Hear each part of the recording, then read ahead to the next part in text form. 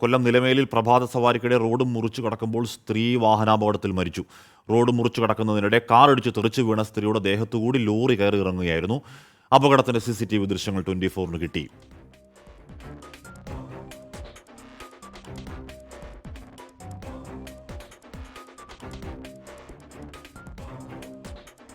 കൊല്ലം നിലമേലിലാണ് അത്യന്തം വേദനാജനകമായ വാർത്ത വരുന്നത്. പ്രഭാത സവാരിക്കിടെ റോഡ് മുറിച്ചു കടക്കുമ്പോഴാണ് സ്ത്രീ വാഹനാപകടത്തിൽ മരിച്ചത്.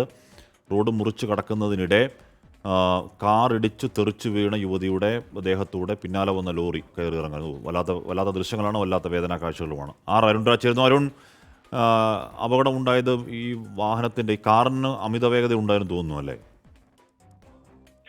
ഹഷ്മി, ഇന്ന് രാവിലെ 6 മണിയോടെയാണ് സംഭവം. കൊല്ലം നിലമേൽ മുരുക്കുമണ്ണിലാണ് പ്രഭാത സവാരിക്കിറങ്ങിയ സ്ത്രീ റോഡ് മുറിച്ചു കിടക്കുന്നതിനിടയിൽ എതിരെ വന്ന കാറ് ഇടിക്കുന്നത്. തുടർന്ന് ഈ തെറിച്ചു വീണ സ്ത്രീയുടെ ശരീരത്തൂടെ എതിർദിശയിൽ വന്ന ലോറി കയറി ഇറങ്ങുകയായിരുന്നു.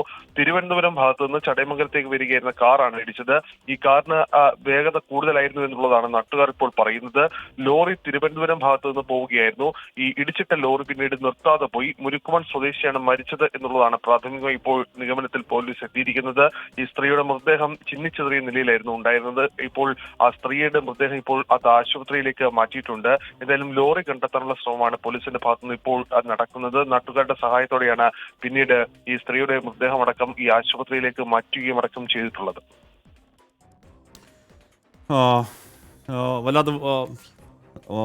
വല്ലാത്ത വേദന ഉണ്ടാക്കുന്ന സങ്കടകരമായ ദൃശ്യങ്ങളാണ്. കാണാൻ തന്നെ വയ്യ.